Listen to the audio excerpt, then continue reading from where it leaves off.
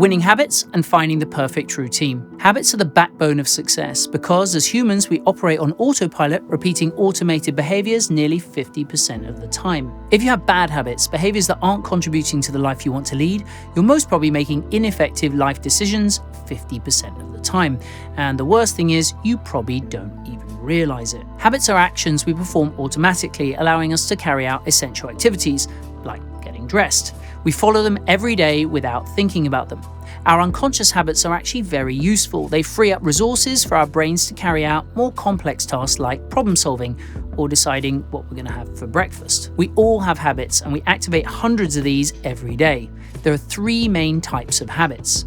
The first type are habits we simply don't notice because they've been part of our lives forever. They're unconscious, like walking or tying your shoelaces. The second type are habits we're aware of and probably know are bad for us, like smoking, gossiping, or procrastinating. The third type are habits which are good for us and we work hard on creating, such as avoiding your phone for the first hour of the day, going to the gym, or implementing good sleep hygiene. Top achievers work on shaping their habits religiously. For example, they may wish to read every night before bed, and at first it's hard.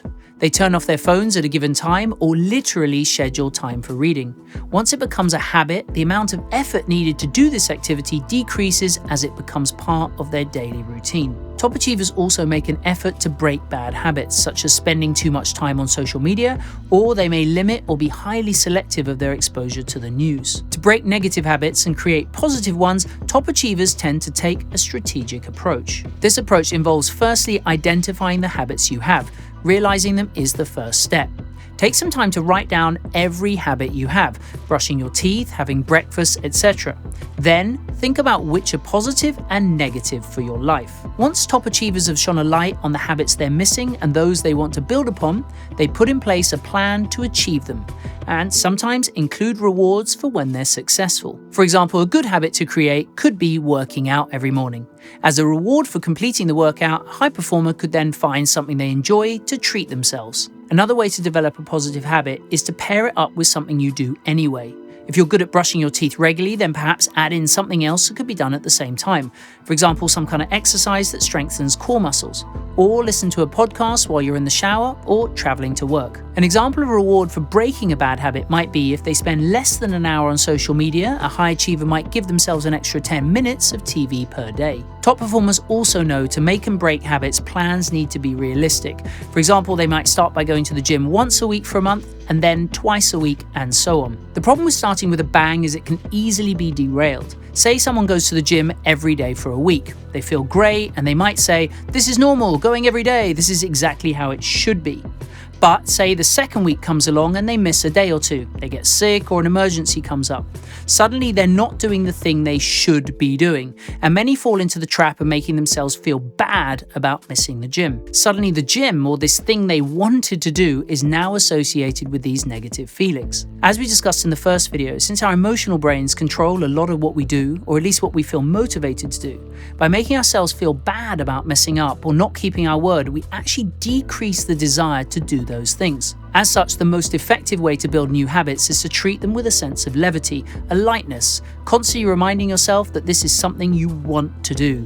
But let it take time and be kind to yourself. Habits are super important because they shape our routine. A routine is simply a sequence of actions that are regularly followed. For example, what you do on a daily basis. Wake up, eat breakfast, work, gym, TV, sleep. The majority of a person's routine is dictated by the habits they've created. For example, just before bed, switching out TV for reading a book could be replacing an ineffective habit with a useful one, therefore editing your daily routine. To be a high performer, we need to use the time we have effectively. This doesn't necessarily mean using every hour of the day for work. Far from it. In fact, rest is a huge part of success. Instead, replacing certain habits with more effective ones can reform our daily routine.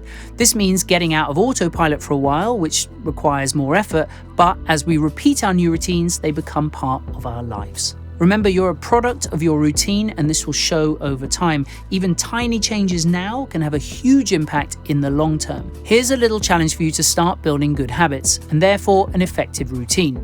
Create your own rhythm register. A rhythm register essentially outlines all the positive daily actions and habits that you're trying to implement and allows you to keep score weekly on how you're doing with them.